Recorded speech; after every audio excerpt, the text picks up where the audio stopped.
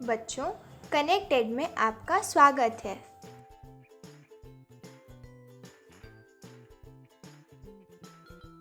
आज के पाठ का नाम है कानूनों की समझ। इस पाठ में देश के कुछ कानून कैसे बनते हैं और कैसे वे कानून विवादास्पद बन जाते हैं, इसके बारे में जानकारी हासिल करते हैं। चलिए बच्चों, शुरू करते हैं आज का पाठ। बच्चों, आप कुछ कानूनों के बारे में जानते होंगे। शायद आपको शादी की उम्र सीमा या वोट के अधिकार की उम्र सीमा का पता होगा। आप शायद संपत्ति को खरीदने बेचने के कानूनों को भी जानते हों। अभी तक आप यह जान चुके हैं कि कानून बनाने की जिम्मेदारी सांसद की होती है। क्या ये सभी कानून लागू होते हैं? नए कानून किस तरह अस्तित्व में आते हैं? क्या कोई कानून अलोकप्रिय या विवादास्पद भी होता है? नागरिक के नाते हमें ऐसी परिस्थितियों में क्या करना चाहिए? उदाहरण के लिए एक स्थिति को समझें। एक सरकारी अधिकारी के बेटे को 10 साल की कैद सुनाई जाती है। इस वजह से वह सरकारी अधिकारी अपने बेटे को भागने में मदद करता है। यह सीधे सीधे कानून का उल्लंघन है। जैसा कि आप इकाई 1 में पढ़ चुके हैं कि राष्ट्रवादियों के बीच इस बात पर पूरी सहमति थी कि स्वतंत्र भारत में सत्ता के मनमाने इस्तेमाल की कोई गुंजाइश नहीं होनी चाहिए। इसलिए उन्होंने संविधान में कई ऐसे प्रावधान जोड़े जो कानून पर आधारित शासन की स्थापना के लिए ज़रूरी थे। इनमें से सबसे महत्वपूर्ण प्रावधान यह था कि आज़ाद भारत में सभी लोग कानून की नज़र में बराबर होंगे। हमारा कानून धर्म, जाति और लिंग के आधार पर लोगों के बीच कोई भेदभाव नहीं करता। कानून के शासन का मतलब है कि सभी कानून देश के सभी नागरिकों पर समान रूप से लागू होते हैं। कानून से ऊपर कोई व्यक्ति नहीं है, चाहे वह सरकारी अधिकारी हो या धन्ना सेठ हो, और यहाँ तक कि राष्ट्रपति ही क्यों ना हो। किसी भी अपराध या कानून के उल्लंघन की एक निश्चित सज़ा होती है। सज़ा तक पहुँचने की भी एक तय प्रक्रिया है जिसमें व्यक्ति का अपराध साबित किया जाता है। लेकिन क्या हमेशा से ऐसा ही था? बच्चों, प्राचीन भारत में असंख्य स्थानीय कानून थे। अक्सर एक जैसे मामले में कई तरह के स्थानीय कानून लागू होते थे। विभिन्न समुदाय इन कानूनों को अपने अधिकार क्षेत्र में अपने हिसाब से लागू करने के लिए आज़ाद थे। कुछ मामलों में जाति के आधार पर एक ही अपराध के लिए अलग अलग व्यक्ति को अलग अलग सज़ा दी जाती थी। जैसे निचली मानी जाने वाली जाति के अपराधों को ज़्यादा सज़ा दी जाती थी। औपनिवेशिक शासन के दौरान कानून पर आधारित व्यवस्था जैसे जैसे परिपक्व होती गई, जाति के आधार पर सज़ा देने में भेदभाव का यह चलन खत्म होने लगा। बहुत सारे लोग मानते हैं कि हमारे देश में कानून के शासन की शुरुआत अंग्रेज़ों ने की थी। इतिहासकारों में इस बात पर काफ़ी विवाद रहा है। इसके कई कारण हैं।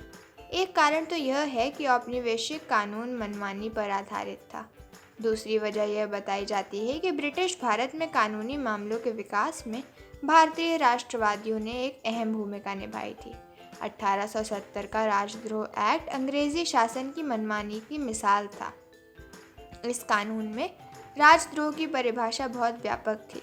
इसके अनुसार यदि कोई व्यक्ति ब्रिटिश सरकार के खिलाफ आलोचना करता था तो उसे मुकदमा चलाए बिना ही गिरफ्तार किया जा सकता था। भारतीय राष्ट्रवादी अंग्रेज़ों द्वारा सत्ता की इस मनमानी का विरोध और उसकी आलोचना करते थे। अपनी बातों को मनवाने के लिए उन्होंने संघर्ष शुरू कर दिया। यह समानता का संघर्ष था। उनके लिए कानून का मतलब ऐसे नियम नहीं थे जिनका पालन करना उनकी मजबूरी हो। वे कानून को उससे अलग ऐसी व्यवस्था के रूप में देखना चाहते थे जो अन्य के विचार पर आधारित हो। 19वीं सदी के आखिर तक भारत में कानूनी पेशा भी उभरने लगा था। कानूनी पेशे में लगे भारतीयों ने मांग की कि औपनिवेशिक अदालतों में उन्हें सम्मान की नज़र से देखा जाए। ऐसे भारतीय कानून विशेषज्ञ अपने देश के लोगों के अधिकारों की सुरक्षा के लिए कानून का इस्तेमाल करने लगे। भारतीय न्यायाधीश भी फैसले लेने में पहले से ज़्यादा भूमिका निभाने लगे थे। इस प्रकार औपनिवेशिक शासन के दौरान कानून के शासन के विकास क्रम में यहाँ के लोग भी कई तरह से अपना योगदान दे रहे थे।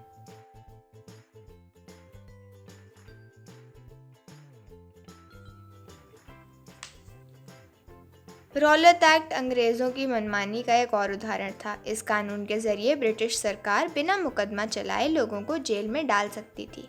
महात्मा गांधी सहित सभी भारतीय राष्ट्रवादी नेता रौलत एक्ट के सख्त खिलाफ थे। भारतीय विरोध के बावजूद 10 मार्च 1919 से रौलत एक्ट को लागू कर दिया गया। पंजाब में इस कानून का काफ़ी विरोध होता रहा। इसी क्रम में 10 अप्रैल को डॉक्टर सत्यपाल और डॉक्टर सैफुद्दीन किचलू को गिरफ्तार कर लिया गया। इन नेताओं की गिरफ्तारी के विरोध में 13 अप्रैल को अमृतसर के जलियांवाला बाग में एक सभा का आयोजन किया गया। जिस समय यह सभा चल रही थी, उसी समय जनरल डायर ब्रिटिश फौजी टुकड़ियों के साथ बाग में दाखिल हुआ। उसने बाहर निकलने का रास्ता बंद करके बिना चेतावनी दिए लोगों पर अंधाधुंध गोलियां चलवा दी। इस हत्याकांड में कई लोग मारे गए और कई लोग जख्मी हो गए। मरने और घायल होने वालों में बहुत सारी महिलाएं और बच्चे भी थे। बच्चों, संविधान को स्वीकृति मिलने के बाद यह दस्तावेज एक ऐसी आधारशिला बन गया जिसके आधार पर हमारे प्रतिनिधि देश के लिए कानून बनाने लगे। हर साल हमारे प्रतिनिधि कई नए कानून बनाते हैं और कई पुराने कानूनों में संशोधन करते हैं। कक्षा 6 की पुस्तक में आपने 2005 के हिंदू उत्तराधिकार संशोधन कानून के बारे में पढ़ा होगा। इस नए कानून के मुताबिक बेटे, बेटियां और उनकी मां तीनों को परिवार की संपत्ति में बराबर हिस्सा मिल सकता है। इसी प्रकार प्रदूषण को नियंत्रित करने और रोजगार मुहैया कराने के लिए भी नए कानून बनाए गए हैं। लोग ये फैसले कैसे लेते हैं कि एक नया कानून ज़रूरी है? वे कानून का प्रस्ताव कैसे पेश करते हैं? इनके बारे में आप अगले हिस्से में पढ़ेंगे। नए कानून किस तरह बनते हैं? कानून बनाने में सांसद की एक महत्वपूर्ण भूमिका होती है। यह प्रक्रिया कई तरह से आगे बढ़ती है। आमतौर पर सबसे पहले समाज के विभिन्न समूह ही किसी खास कानून के लिए आवाज़ उठाते हैं। यह संसद की जिम्मेदारी है कि वह लोगों के सामने आ रही समस्याओं के प्रति संवेदनशील हो। बच्चों, हम देखेंगे कि घरेलू हिंसा का सवाल किस तरह संसद के सामने आया और घरेलू हिंसा की रोकथाम पर कानून बनने की प्रक्रिया क्या थी। जब परिवार का कोई पुरुष सदस्य, आमतौर पर पति, घर की किसी महिला, आमतौर पर पत्नी के साथ मारपीट करता है, उसे चोट पहुंचाता है या मारपीट अथवा चोट की धमकी देता है तो सामान्यतः इसे घरेलू हिंसा कहा जाता है। महिला को यह नुकसान शारीरिक मारपीट या भावनात्मक शोषण के कारण पहुंच सकता है। यह शोषण मौखिक, यौन या फिर आर्थिक शोषण भी हो सकता है। घरेलू हिंसा कानून 2005 में महिलाओं की सुरक्षा की परिभाषा ने घरेलू शब्द की समझ को और ज़्यादा व्यापक बना दिया है। अब ऐसी महिलाएं भी घरेलू दायरे का हिस्सा मानी जाएंगी जो हिंसा करने वाले पुरुष के साथ एक ही मकान में रहती हैं या रह चुकी हैं।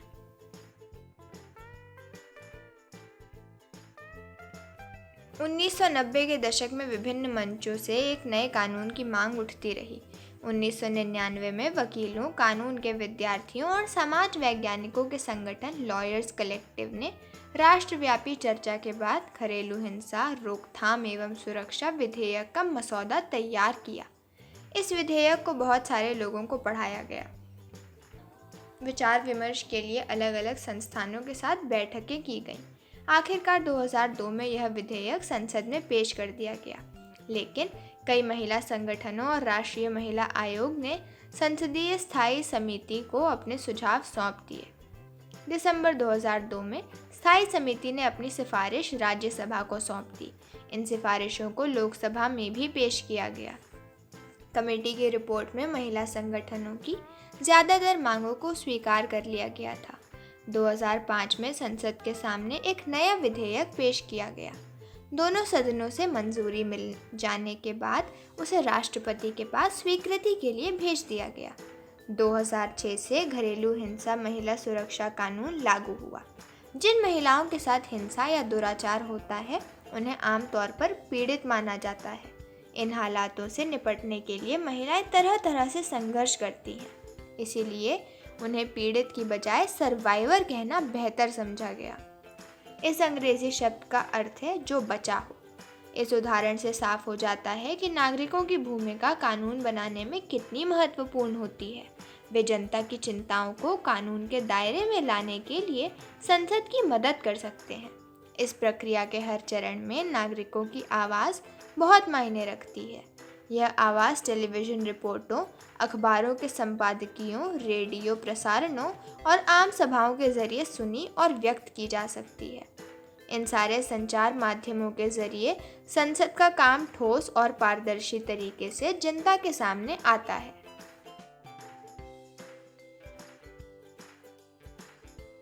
अलोकप्रिय और विवादास्पद कानून। आए अब एक और स्थिति पर विचार करें।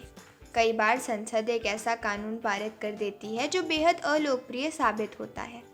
ऐसा कानून संवैधानिक रूप से वैध होने के कारण कानून सही हो सकता है, हालांकि वह लोगों को रास नहीं आता, क्योंकि उन्हें लगता है कि उसके पीछे नीयत सही नहीं थी। इसलिए लोग उसकी आलोचना कर सकते हैं। हमारे जैसे लोकतंत्र में आम नागरिक संसद द्वारा बनाए जाने वाले दमनकारी कानूनों के बारे में अपनी सहमति व्यक्त कर सकते हैं। जब बहुत सारे लोग यह मानने लगते हैं कि गलत कानून पारित हो गया है, तो संसद के ऊपर भी उस कानून पर दोबारा विचार करने का दबाव पड़ता है। उदाहरण के लिए, नगर पालिका की सीमाओं के अंदर जगह के इस्तेमाल से संबंधित विभिन्न नगर पालिका कानूनों में पटरी पर दुकान लगाने और फेरी लगाने को गैर कानूनी घोषित किया गया है। इसमें कोई संदेह नहीं है कि सार्वजनिक स्थानों को साफ सुथरा और खुला रखने के लिए कुछ कानून ज़रूरी हैं। तभी लोग आसानी से फुटपाथों पर चल पाएंगे। लेकिन हम इस बात को भी नज़रअंदाज नहीं कर सकते कि पटरी वाले व फेरी वाले किसी भी बड़े शहर में रहने वाले लाखों लोगों को ज़रूरी चीज़ें और सेवाएं बहुत कम कीमत पर और कुशलतापूर्वक पहुंचाते हैं। इसी से उनकी रोजी रोटी भी चलती है। लिहाजा यदि कानून किसी एक समूह का सहयोग करता है और दूसरे समूह की उपेक्षा करता है, तो उस पर विवाद खड़ा होगा और टकराव की स्थिति पैदा हो जाएगी। जो लोग सोचते हैं कि संबंधित कानून सही नहीं है, वे इस मुद्दे पर फैसले के लिए अदालत की शरण में जा सकते हैं। यदि अदालत को ऐसा लगता है कि वह कानून संविधान के खिलाफ है, तो वह उसमें संशोधन कर सकती है या उसे रद्द कर सकती है।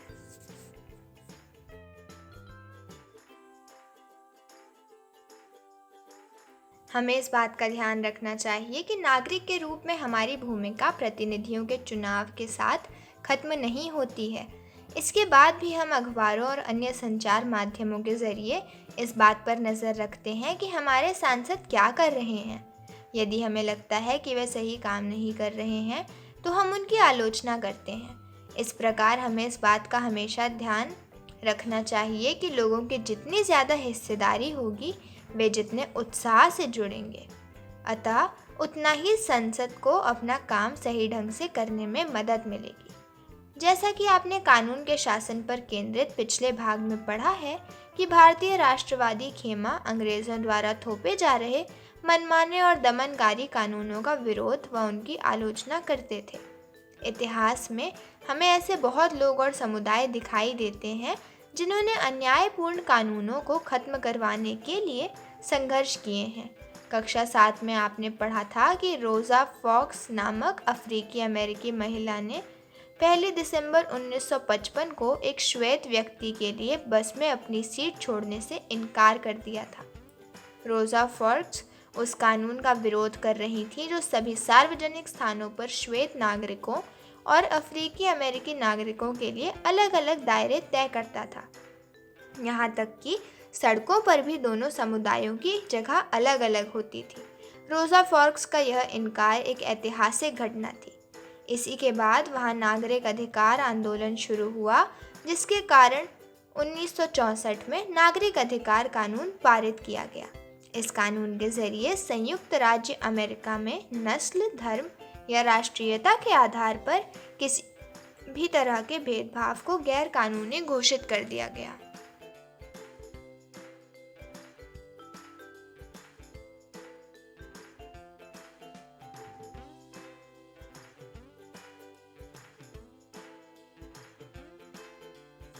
चलिए बच्चों, अब हम इस पाठ के कठिन शब्दों के अर्थ देखेंगे।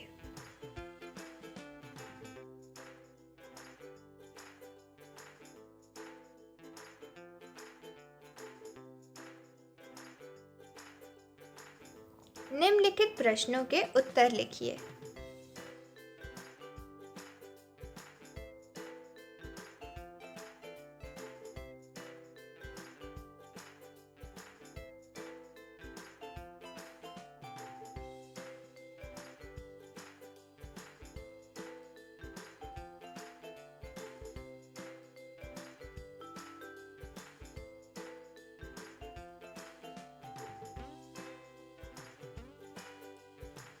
ये रहे प्रश्नों के उत्तर।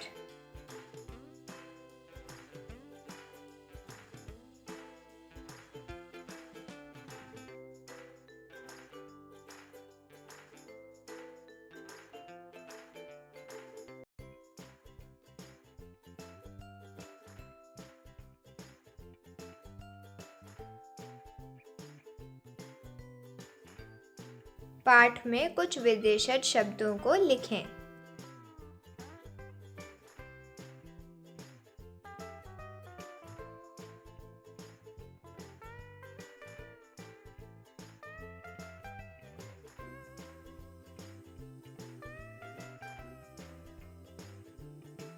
बच्चों, आज का पाठ यही समाप्त होता है। धन्यवाद।